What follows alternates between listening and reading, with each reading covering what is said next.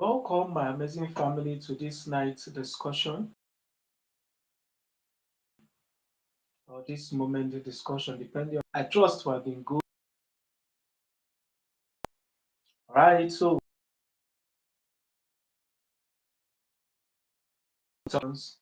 and management of cravings. So we all know that in recent time, substance has become one of the most infectious disease that is highly viral in nature. Virality in the sense that it's fast spreading and fast growing. Interesting enough, like every other condition, it's not just affecting the younger ones, as the youth, all ones. It's something that's spread across all genders as well as all ages. We have persons at the ages of 60, 70, they are still struggling with substance abuse and how to come out of it.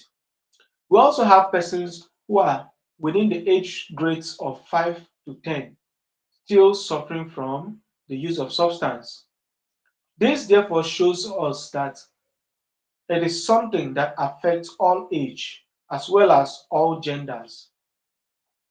It has become something of great interest in recent time because some persons are like substance use is majorly for persons who are of the lower class, while some persons, because of experience, they rather feel that substance use is a challenge that is actually streamlined to persons of the upper class.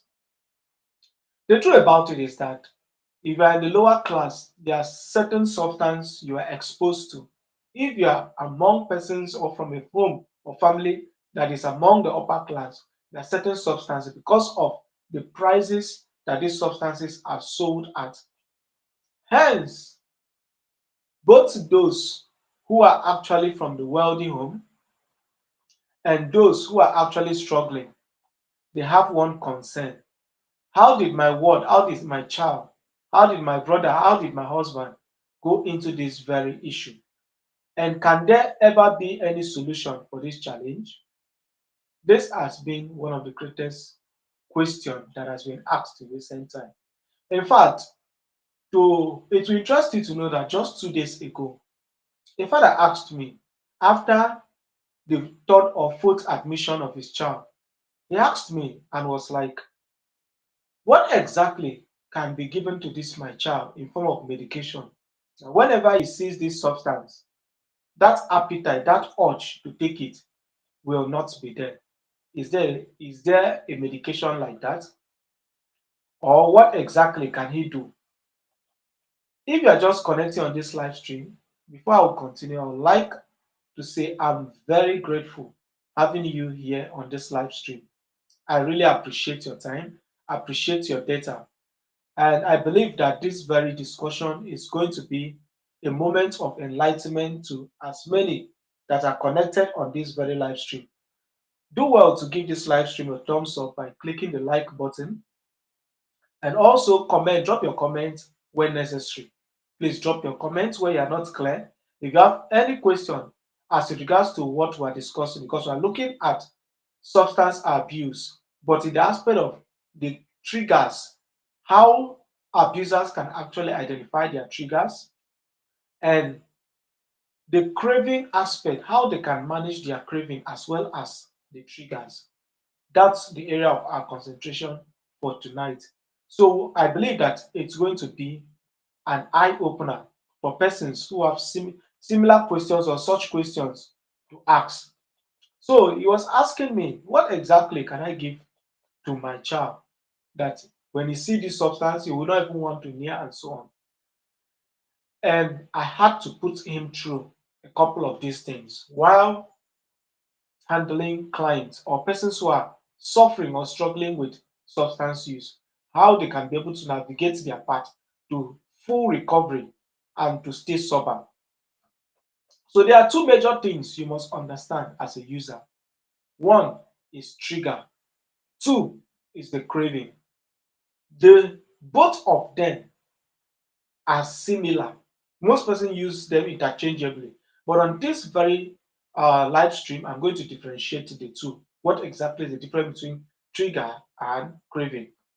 Now, craving simply means that urge, that strong desire to use the substance. Craving is generating from internally, that is inside of you. It's generating from inside that individual. That strong urge that is coming from within the individual that makes him want to use the substance is called craving. Whereas the factor that is as a result of his exposure to certain environment, certain person, certain activity, which is external, that makes him or remind him for the use of this substance um, is what we call triggers. All right. So let me take it again. Craving simply talks about the internal desire, that internal desire to use the substance, that desire, that craving, that urge that can be so strong that you almost cannot do without going back to the substance in the early phase. It's called cravings.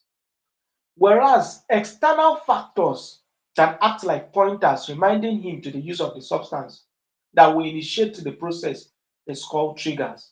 All right. I believe we have gotten that first part. Now, when we look at triggers, we're talking about external factors.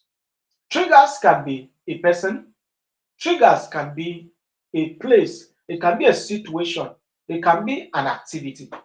All right. Now, how can it be a person? Anybody that when the individual is using the substance, let's say we were both friends and then you are suffering from use of substance.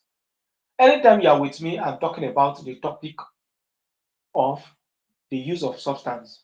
I'm discussing, have you tried this one? Have you experimented this one? How about this one? I'm a trigger to you. Or each time you come around, the musics I play are reminding you about the use of the substance. I'm a trigger to you. Or each time you are around me, I will take you to where we can get to the substance. Or each time you are around me, I am either using the substance. I'm a trigger to you. Do you get? Or when you are trying to stay away from the substance, I try using jabs on you, like, are you a woman? Alpha, this stuff cannot kill you. I beg. How many persons have you seen die from the use of this substance? And even the wealthy people, they're even doing well. Musicians, Burna Boy, Whiskey, they are there. They even use this substance and they're even doing well in their career. Cubana chief priest and so on. I start mentioning names to you. I'm a trigger to you. Oh, Chefuya, thank you so much. Thank you so much for being here. I'm so grateful having you here. God bless you. It's been a long time. Thank you so much. We are back from our vacation. Okay, so on this very live stream, we're talking about how to identify triggers and then how to manage cravings for persons who are undergoing rehabilitation for substance use or persons who are trying to quit the use of substance. So we have differentiated what is trigger from what is craving. So we had said that cravings are actually internally motivated. They are those internal factors, those factors that come from within the individual that reminds him to use substance, that pushes him, that drives him, that makes it almost difficult without using that substance. It's called craving. Whereas that factor that's coming from the outside, that pointer that serves as a reminder to the use of that substance, is the trigger, is the trigger to that individual. So I was trying to explain and elaborate more on the trigger, where I was talking about that trigger can be a person, it can be an environment, it can be a situation, it can be an activity. Now, for person I've explained it why I say, if you have somebody around you, thank you so much, Blessing. I've seen you. Thank you so much for checking up. Thank you so much. Thank you, Chefia. Thank you, everyone, for being here. I would plead that please will give this live stream a thumbs up. Thank you so much. I'm so grateful for having us here. So, when you have somebody that always tell you, after all, how many persons have you seen this substance kill? Are you not seeing people who are doing very well, even using this substance, and they are thriving very well in their different career? That person is serving as a trigger to you, or whenever you visit that person or you're around that person, the person is using the substance, it's a trigger to you. Now, well, all his discussion whilst you're around him is on the substance, it's a trigger to you. Now, for situation, it could be you are finding yourself in a difficult situation. You are finding yourself in a situation where you are frustrated and all your effort is being thwarted either by somebody or an event or circumstance.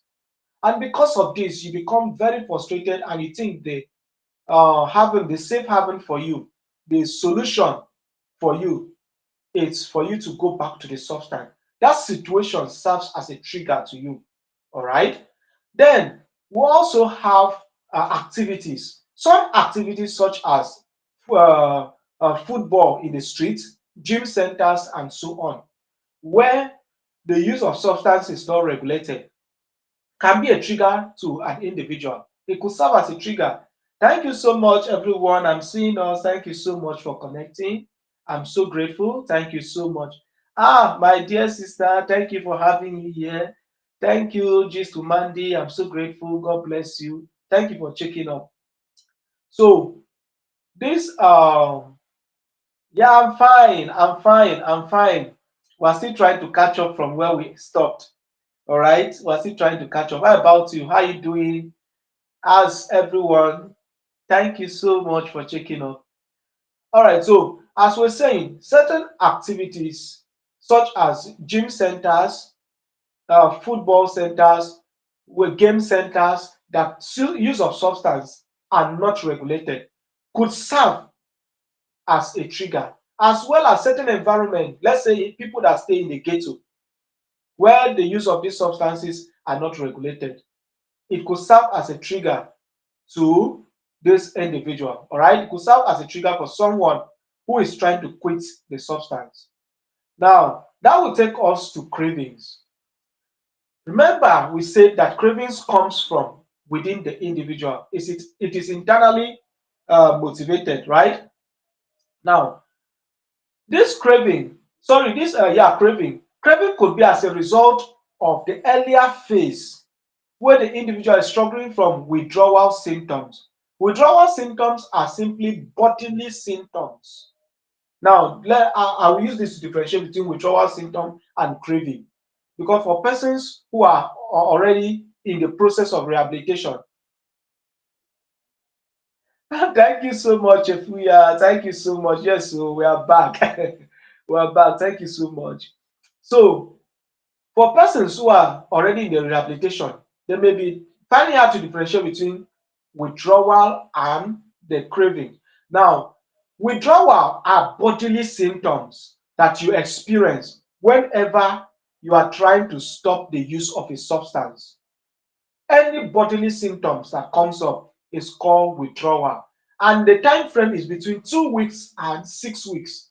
Between 2 weeks and 6 weeks duration, you will have some bodily response telling you there is something you are missing. There is something you have not served this body. This body is lacking something. It's just like where you have not eaten, you are addicted to a particular type of food, you have not eaten it for like 3, 4, 5 days. Your body will start notifying you. It's like there is a food you have not eaten.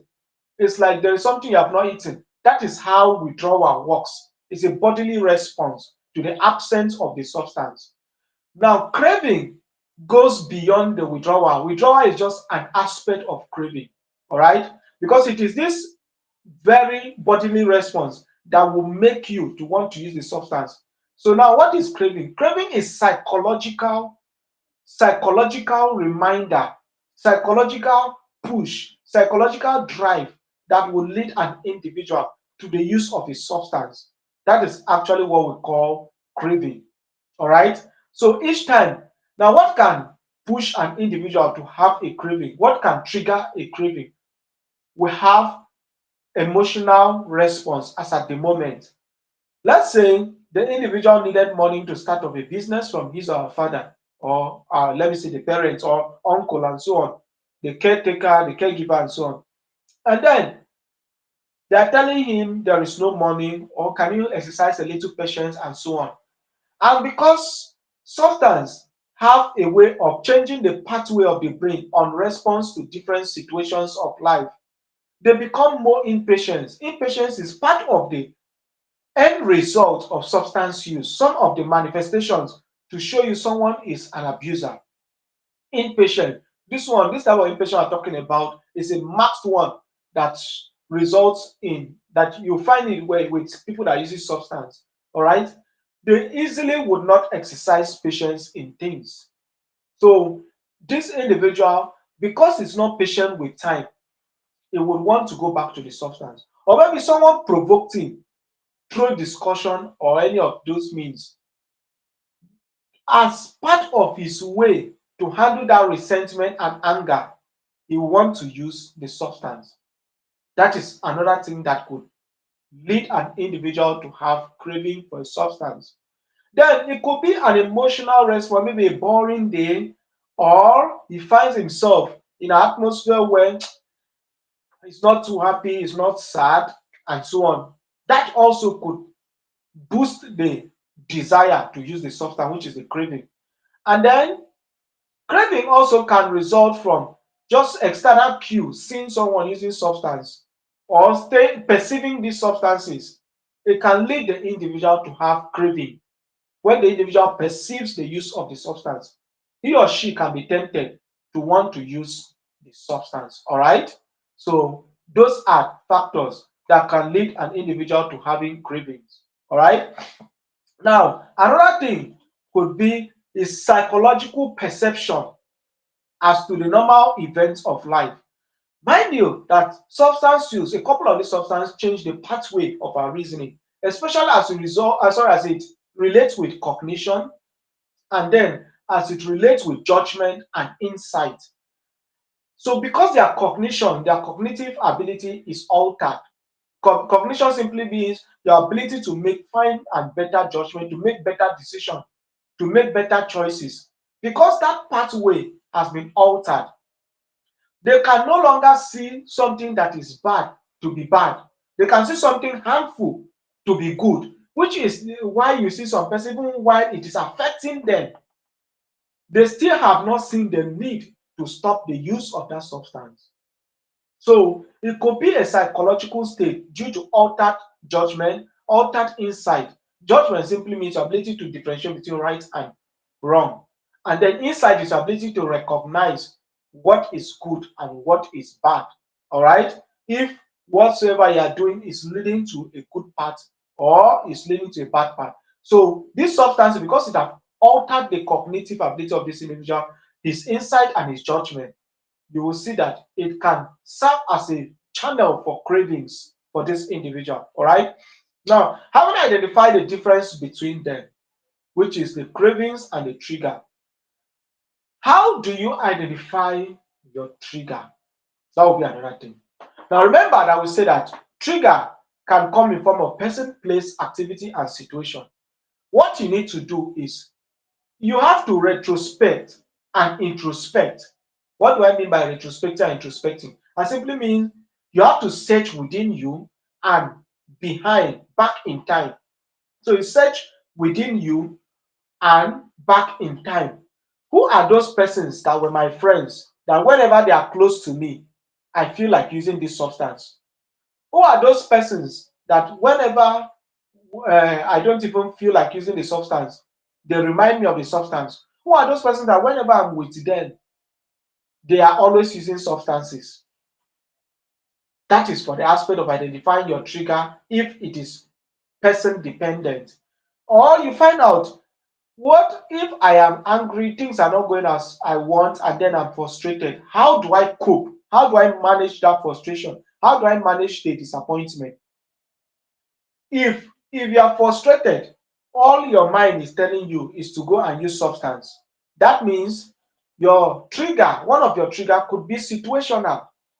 It could be situational. So therefore, you will now identify that truly situations can actually trigger me to the use of substance. So now for activities, what are those activities I would be doing? And then I find that temptation to use substance. You have to search, introspect, and you also retrospect, check behind time, check back in time.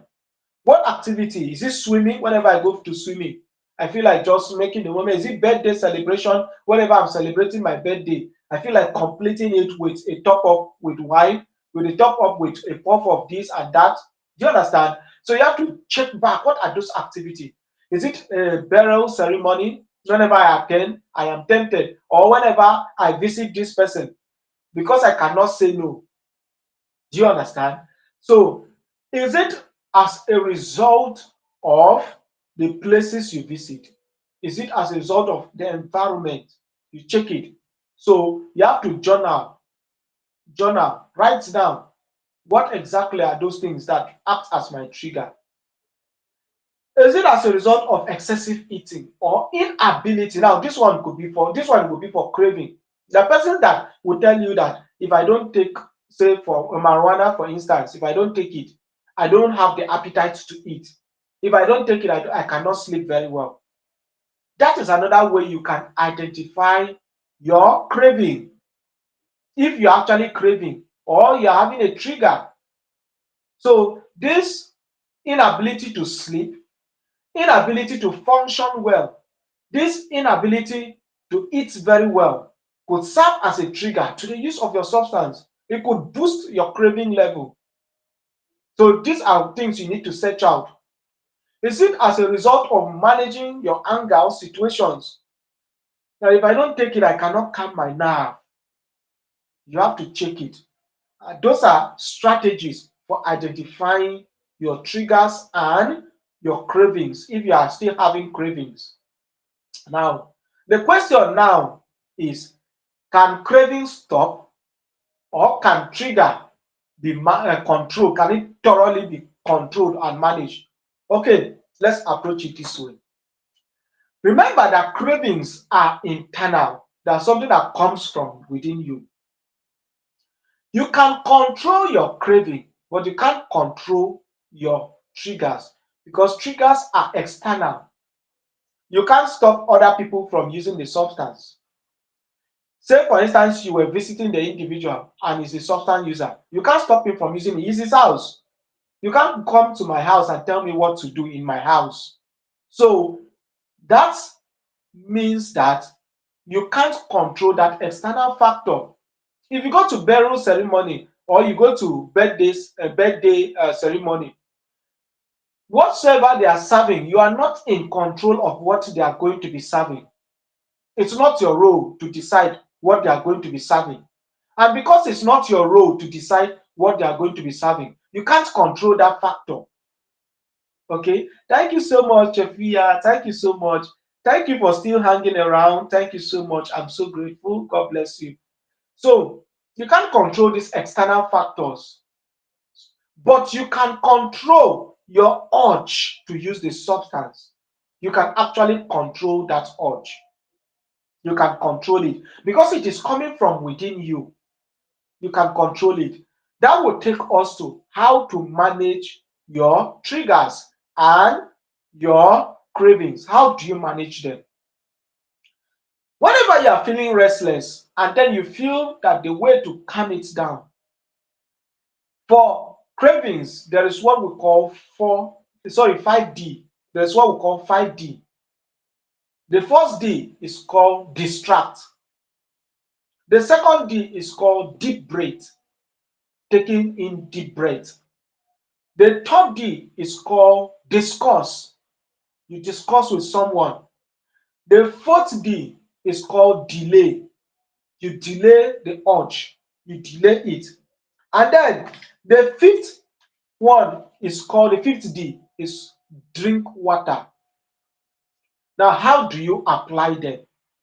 Mind you, for managing your triggers, because they can be in form of person, they can be in form of situation, they can be in form of places, and they can be in form of an environment.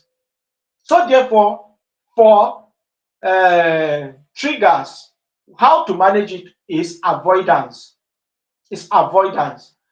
Now, for cravings, how to manage it is the 4D. Sorry, the 5Ds. The 5Ds. That's how you manage your cravings. You manage your cravings with 5D.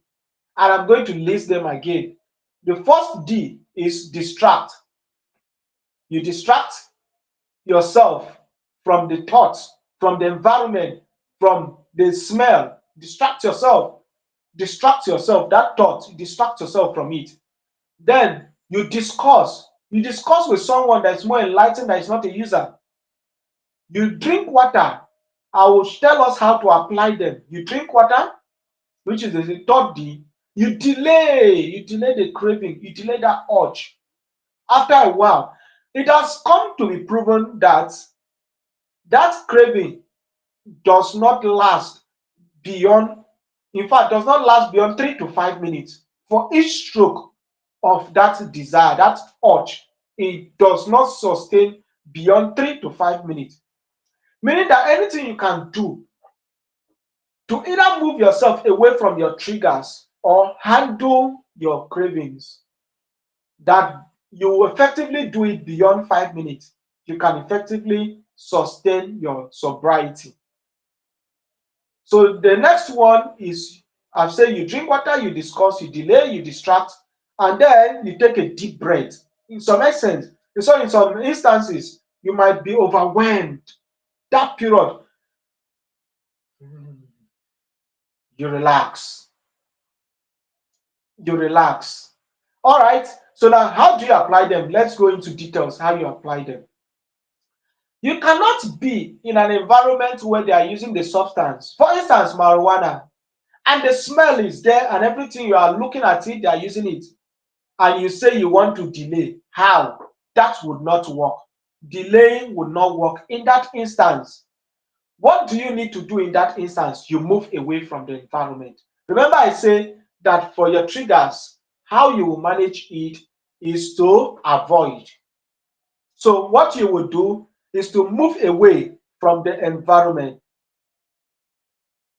Oh, thank you so much, Efia. We are learning. Thank you so much.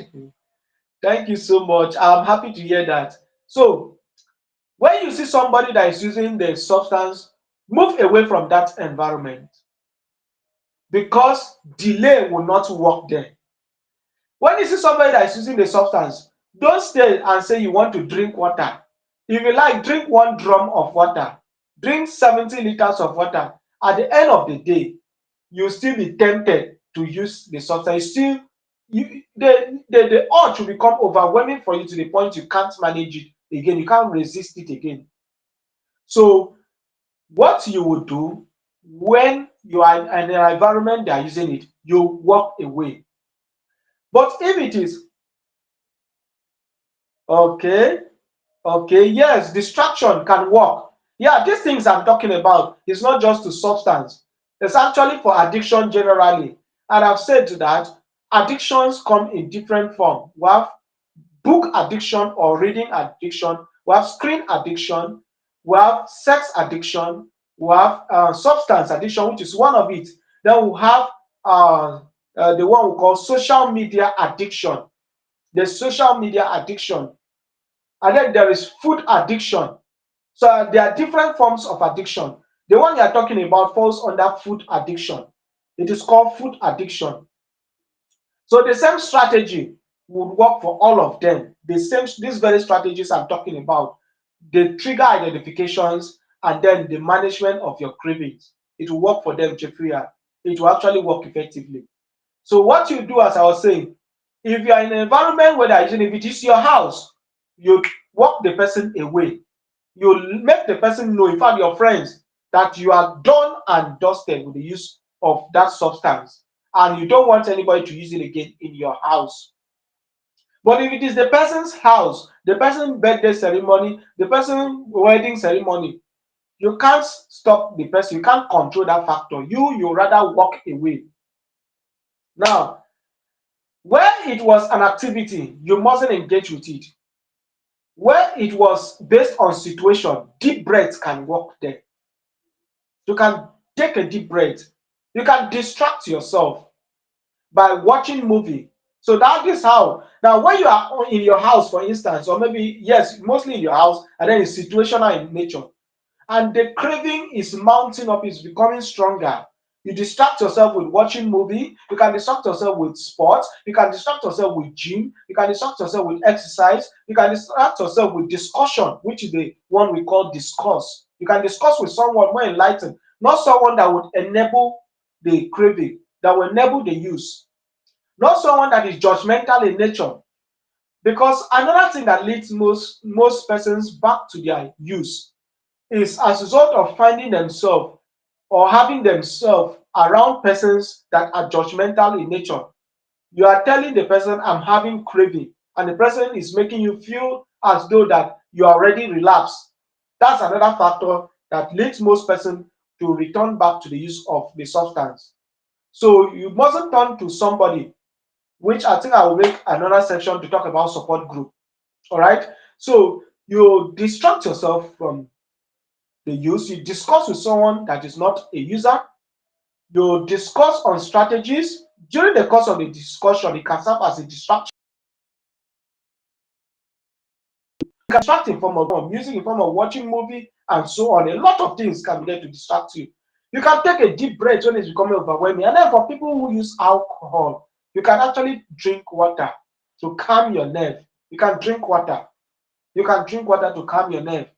With doing all this, you find out you have effectively managed your trigger, your cravings. You have effectively managed it.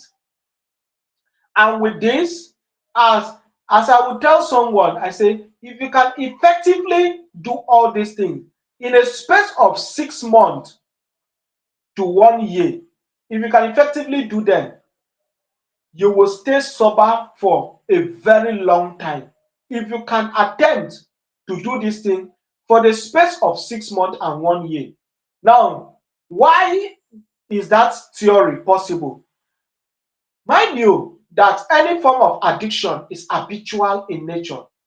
It takes 21 days to form an habit.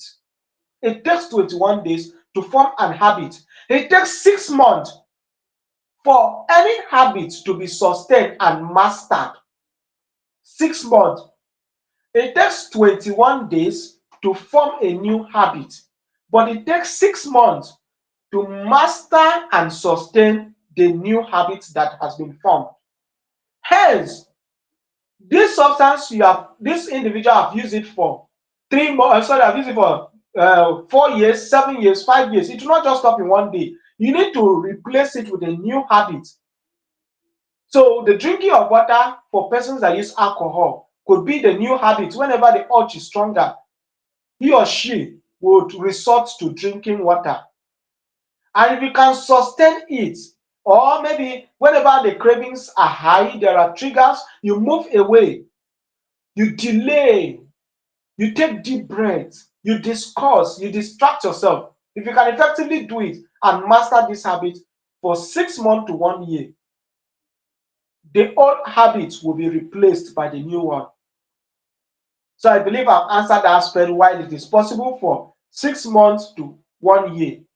But that does not mean, this is a disclaimer now, that does not mean that if you have stayed 2 years, 4 years without going back to your addiction, that there is no possibility of returning back.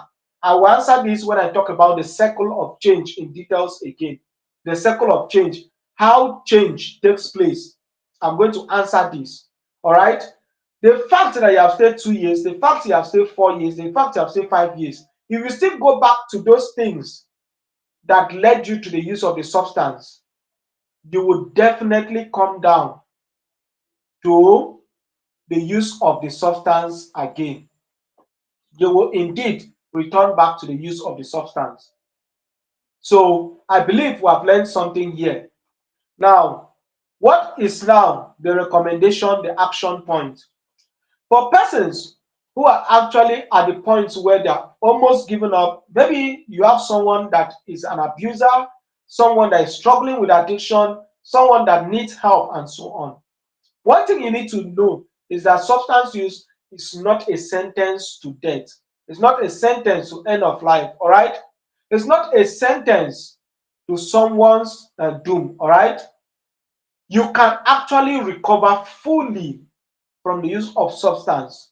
That is one good news for users or persons that have words that abuses. You can fully recover. You can be rehabilitated.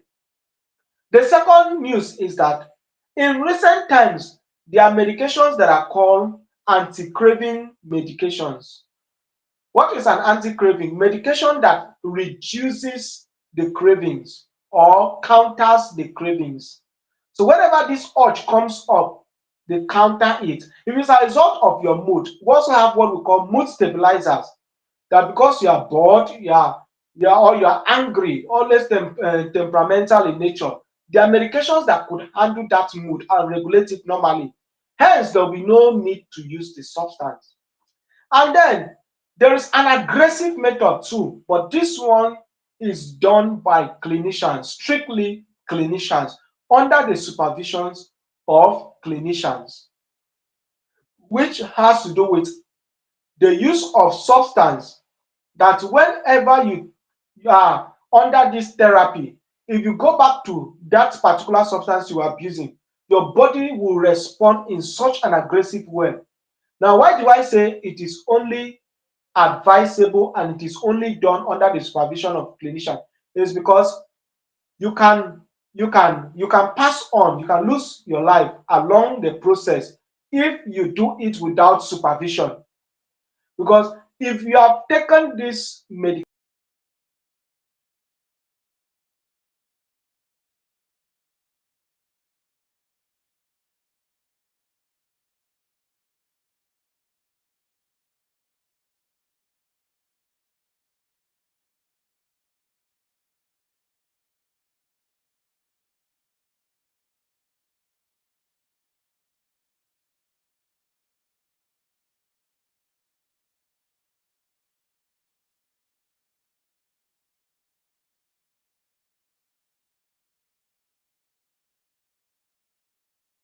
headache can be so severe that you will not be able to handle the headache. Please, a moment, it seems my network have gone off. If you can get me, let me know in the comment box, please. If you can get me, let me know in the comment box. It seems my network went off. Please, just in case you can get me, let me know in the comment box. Just in case you're still there and you can get me, let me know in the comment box, please. Let me know in the comment box before I proceed. I'm about wrapping up. I'm about wrapping up. Any moment from now, we are done. Just in case you can get me, my network seems it locked me out. So if you can still get me, you are still here with us, let me know in the comment box. Oh, thank you so much, Blessing. Thank you so much. God bless you. All right. So I was saying the reason why this aggressive method of quitting the substance is or should be done under supervision is because your bodily response when these medications are in your system and then you go back to the use of the substance can be very aggressive. Somebody can have severe palpitation, severe disorientation, severe vomiting. Some people can have hallucinations. Some persons can even go unconscious and so on. So this aggressive method must be monitored. There must be someone, a clinician must monitor the process. So we have naloxone for persons that does the narcotics and so on. And we have a different form of them. We have antabuse for people that does alcohol. Antabuse is one of them. I will not give others. I'm just citing an instance here. Those are some of them that can be used. So if this individual go back to alcohol, just a test of it, the way he will respond to this alcohol, he will respond so much that himself will ask himself, is it just this small test, not even a glass that I've taken, that's making me react this way? And because of that reaction, the individual will be scared to continue the use of that substance. But mind you, I say it must be done under supervision, strict supervision of the clinician. So just to recap again, to answer the question that I started, I say a relative asked me 2 days ago, what is there any medication and so on that can be given that this individual will totally do away with the use of this substance and so on? I have said that you can't control your triggers, the external factor. You can control your cravings. And that there are also supportive measures that are done for persons that are under rehabilitation. All right. One of them include the aggressive method where we talk about the use of antabuse for alcohol patients and then naloxone for narcotics, people that use tramadol, people that abuse cocaine and so on. they can use naloxone for them just to counter it. All right. So it's just an instant, but it is done under strict supervision, whereby when an introduction, a little introduction of that substance the individual was abusing, there will be a severe and massive bodily response just to scare the individual not to go back to the use of the substance. And then for those that it was as a result of their mood, they can't handle their mood, they can't handle their temper, they are mood stabilizers to do so. And then those that result of them feeling boring, they are mood stabilizers. All right. And then there are also medications that are called anti-cravings. This one aid to reduce the urge, the desire to take this substance. So it reduces the urge. Thank you so much, Chefuya. Thank you so much, Chefuya. So grateful for still having you around. Thank you so much. God bless you. So these are some of the strategies. And then we now have cognitive behavioral therapy. What is the role of cognitive behavioral therapy? Remember, I said that most of these substances alter the cognition of this individual, which is the ability to make right and appropriate decision, to make good judgment, and to have better insights to things. So the role of cognitive behavioral therapy is to restructure or structure their cognitive ability, for them to be able to see wrong things as being wrong and right things as being right. All right. So that's the role of cognitive behavioral therapy. And then there are persons that during the course of the use of this substance or as a form of withdrawal syndrome, having hallucinations or delusions. Hallucination simply means an artificial or a false belief that maybe people are against, sorry, hallucination simply means a false belief, a false sensory perception of things. All right. Let's say the person will tell you, I'm seeing a lion coming, whereas in the real sense, that lion is not present. That is visual hallucination. Or he can tell you, I'm hearing people talking to me, and you look around, there is nobody around that individual. That's auditory hallucination. Or the individual can tell you, snake is walking in my body. Snake is walking in my body. That is a form of tactile hallucination, whereas there is no visible snake. Or the individual can tell you it is testing salt and is telling you what I'm testing is Omo, what I'm testing is detergent or hypo, and so on. That is gustatric hallucination. All right. So there are different forms of hallucination. And then delusion is where he have a belief, a strong belief. For instance, he can tell you I'm the president of United States of America, or the king of London is my husband, or he can tell you that I am very wealthy, or he can believe that people are against him. Those are forms of delusion, where these things are not true. People that are within that setting, that belief, the same educational level, the same religion, the same tribe of that individual, do not believe in the same thing. Some people can tell you I am a god. Some people can say a strong power is living inside me. Those are delusions. They are grandiose delusion where the angel feel is superior, he feels he's big, he has a high position. That's grandiosity. When the angel suspects people, few people want to harm it, it's called paranoid delusions. Right? So where there are presence of these delusions, there are presence of this hallucination. What cognitive behavioral therapy would do is to restructure their cognition, to be able to see that those things are false, they're actually untrue, they are not real. So these are some of the things that will help individuals that are undergoing rehabilitation. Another thing could be a form of journaling, to you register, you set goals for yourself. This week, I'm going to stay 1 week without using the substance. I'm going to stay 2 weeks. I'm going to stay 1 month. And for each time you meet the goal, you reward yourself. You can reward yourself in any form. Maybe you can reward yourself with your most favorite meal. You can reward yourself with taking yourself out, buying yourself a particular clothes. That sense of reward. Know that what substance does, the neurotransmitters that they affect is the reward system. The neurotransmitter that regulates the reward system, which are the dopamine and serotonin. Dopamine and serotonin. They are the neurotransmitters that regulate the reward system.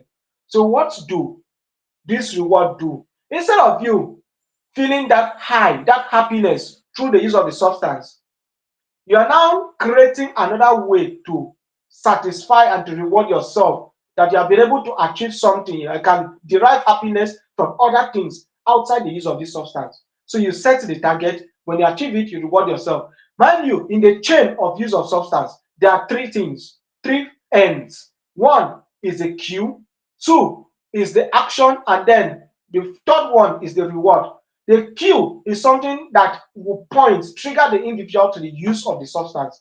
The action point, which is the middleman, is when the individual actually engage in the use of the substance. And then the reward is the feelings, whether psychological or physiological, that this individual will have after the use of the substance. It may be positive. The reward, mind you, reward is not only positive. Reward can be negative too. It can be a negative reward, it can be a positive reward. So how do you break? If you can be able to break the action phase, anything you can do to prevent the action, and then anything you can do to replace the reward, to have same reward but the use of another thing, you'll be able to maneuver and around the cues. Cues are external. Action is by the individual. Reward is internal. So you create another pathway by creating goals. The parents too can say, set goal, the caregivers, the loved ones, the support system with the individual, and say, if you can be able to stay 1 year without the use, I've seen this, we have suggested this too. We have suggested to family and they have done it, it's effective. I have a lady where the mother promised her, if you can be able to stay 1 year without using this substance, I'm going to buy you a car, and gave her, it was a Mercedes Benz she promised her. So she tried her best. At least she stayed up to about, was it 4 to 6 months before she finally relapsed, and then still we still set another goal for her. Now you can see with this reward, she was able to stay for 5 good months to 6 months before she relapsed. So if she was able to achieve the 1 year, she would have gotten for herself a Mercedes Benz.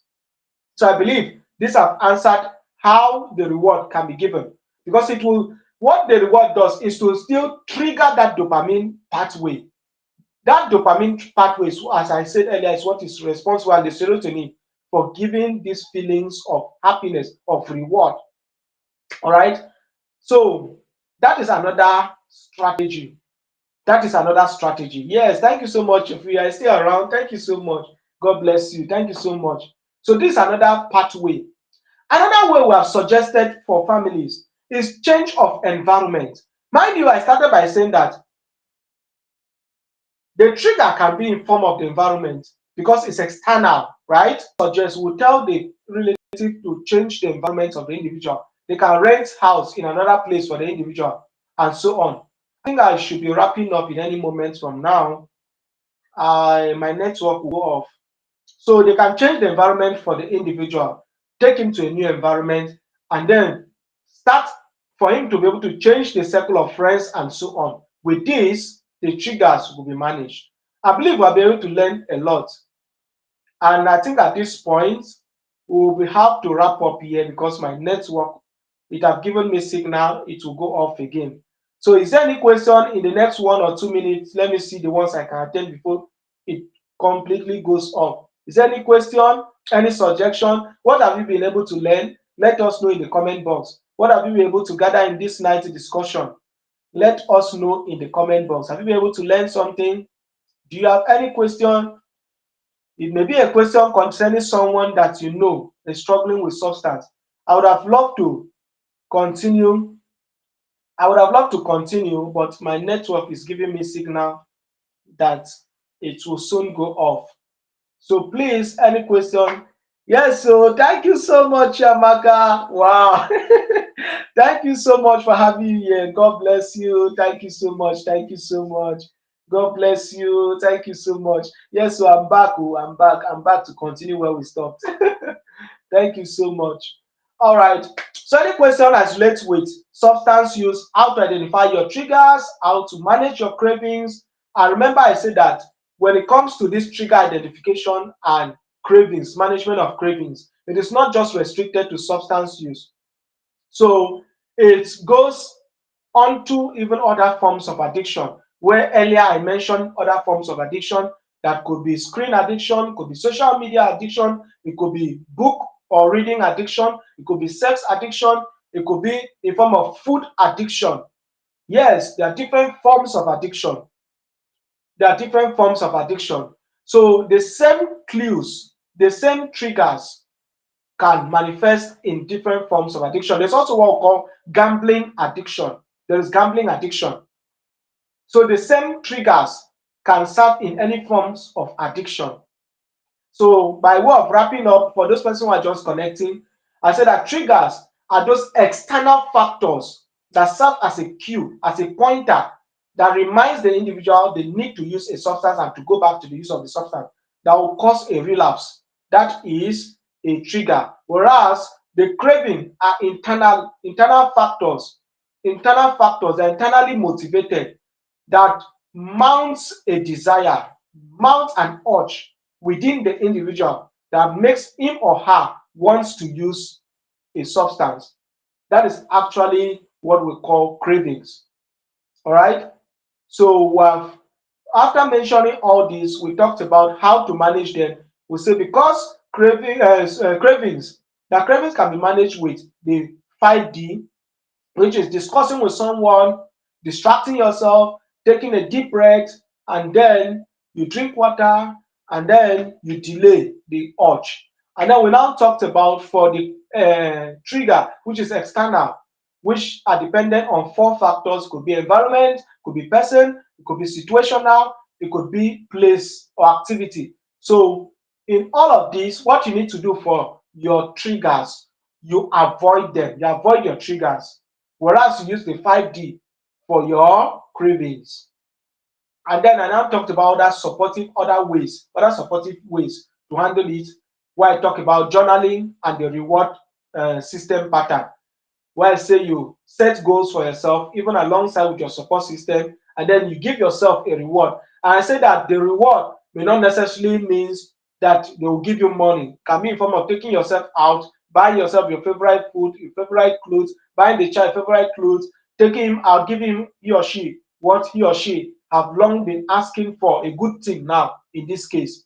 And then we talked about the aggressive method, which should be done strictly by the or under the supervision of a clinician, where we talked about the antabuse, we talked about the naloxone, for instance, which is for alcohol, and then the narcotics, so that whenever the individual go back to test, even as a little as a pinch of it, the body will react in such a way that he or she, whenever he sees the substance again, he will run away from the substance.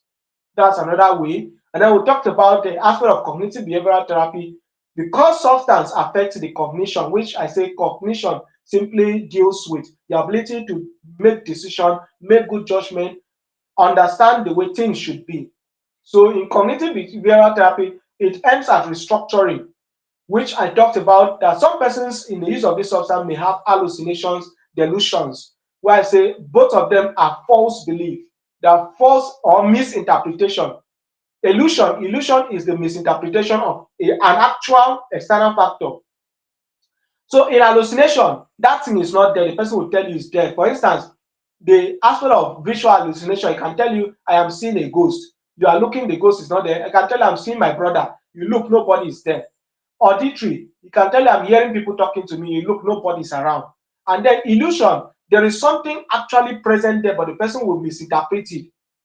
A best way to describe illusion is mirage that is on the highway, on a third way. If you are traveling on a highway or you are walking on a highway, on a third way in the afternoon, you see something at the extreme of that road that looks like vapor or water that is coming out of that road. In the real sense, there is no water on that third road, but it's because of the pressure that is much. And then some temperature changes are happening, will now make the individual feel that there is water on that third road. So that's actually a misinterpretation. So illusion can be in such form when the individual is saying his or her brother and so on will misinterpret it for something else.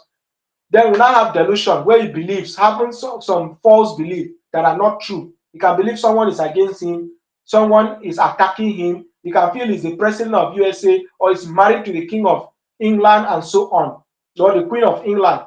So all this, how do you manage is the use of cognitive behavioral therapy alongside medication. All right, and then we'll now talk about cravings. There are what we call anti-craving medication, which aims at reducing the urge to take this substance. So having said all this, I now say that if you have any question in line with this, you can drop in your comment box, and I now answer the question where the relative asked me saying, can substance abuse be stopped? Can someone get to the point where it's thoroughly stopped? And I say yes. Yes, so yes, it's actually a delusion. It's a delusion. It's called delusion of grandiose. Chefuya. That type of delusion is called delusion of grandiose. So, as I was saying, yes, you can actually stop the use of the substance if you can sustain your sobriety for 6 months to 1 year. 6 months to 1 year. You can stay as long as. And I say that is because substance use is habitual in nature and it takes 21 days to form, but 6 months to sustain any habit and to maintain it. So therefore, in substance use, you need to replace the negative habit with a good habit. So if you can be able to sustain it for that time frame, you can stay without the use of the substance. Hence, substance use can be, someone can quit the use of substance. But the fact you have quit it for 5 years, for 10 years, does not mean, which is a disclaimer now, that you cannot go back to the use of the substance. Because if you still go back to the situation, the circumstance, the people, and everything that led you to initial use, you will still use the substance. So it is a 50-50, right? Avoid the triggers, manage your cravings, substance use will stop. So having said all this, any question, any suggestion, any recommendation, you have someone struggling with this, you can also as well share this video, recommend to someone who is struggling with the use of substance, and then this could serve as an eye opener. Maybe a family that have someone that is struggling with quitting substance and to stay sober. This will also serve as an eye opener to them. And then we'll look at another topic subsequently as relates with this line. And then at some point where we have exhausted a good amount or part of substance use, we'll now go to other forms of addictions. We'll go to other forms. It's just like that of the sex addiction. There is this philosophy in it. Everybody is doing it, nobody is accepting it. Everybody is doing it, nobody is accepting it. Now, that one, when we go to that one, we will learn a whole lot, especially as it connects with one form of sex addiction, which is a deviation called masturbation. Everybody is doing it, nobody is accepting it. So there are lots we stand to learn from this addiction discussion.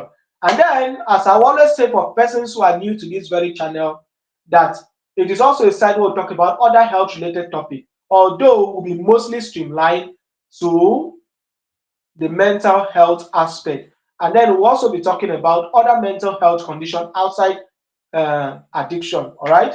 So I want to believe we have learned a lot. Let me know in the comment box what you have been able to learn, what you have been able to gather. And then if this section was very useful to anyone out there and worthy of recommendation, and then if you have any topic suggestion to talk in line with all these topics, let us know in the comment box and then we'll look into it. Thank you so much, everyone, for staying this far. Thank you, Chefuya. I'm so grateful. Indeed, it has been a nice time having you up to this point. Thank you, Blessing. You have been a very strong supporter. Thank you so much. God bless you. My sister, Just Mandy, thank you so much. It really means a lot always having you around. Thank you so much, Amaka. So nice hearing from you again. We have actually resumed back to start up from where we end. All right. So I think in the absence of any question, any recommendation, any suggestion, if you are yet to give this live stream a thumbs up, please do well to click that like button and then share this video where you can. Looking forward to always see us come around and to that very moment where this live stream becomes your most favorite click. Okay, Chofia says, is this time gonna be your new? Yes, I will try to stay within the time frame. I'll try going forward. I'll try to stay within the time frame of three, between 3 and 10 o'clock, between 3 and 10, between that time frame.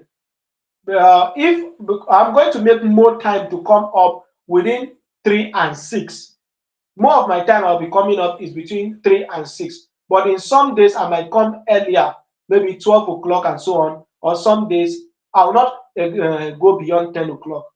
So I think you'll do the calculation from your end to know what 10 would be. But most of the time would be within 3 and 6. And for a week, I should be coming live minimum of twice in every week. Minimum of twice in every week, I'll be coming on live. Minimum of twice every week. And then I'll be found more within the time frame of 3 and 6, between 3 and 6. But in some cases, I might climb up to 10 o'clock and then go below to 12 o'clock. Thank you, everyone. Thank you, everyone. Thank you, everyone. Thank you for always having us around. Trust me, it's always a beautiful time with us. Thank you, everyone. Thank you, everyone.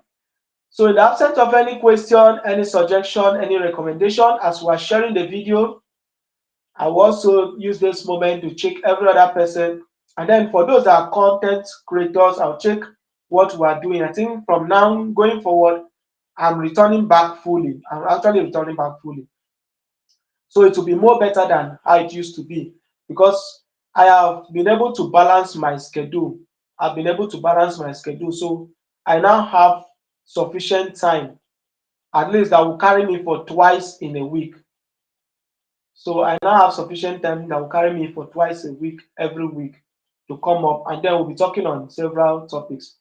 Yeah, thank you so much, Efuya. Thank you so much, Just to Mandy. Thank you so much, Yamaka. Thank you so much, Blessing. Thank you, every other person that have connected. God bless us. If you are yet to subscribe, do well to click on that subscribe button. Looking forward to that moment when this live stream becomes your most favorite click. And then this channel is where you actually need to be visiting for mind blowing content. God bless us and see us on the next episode. Thank you.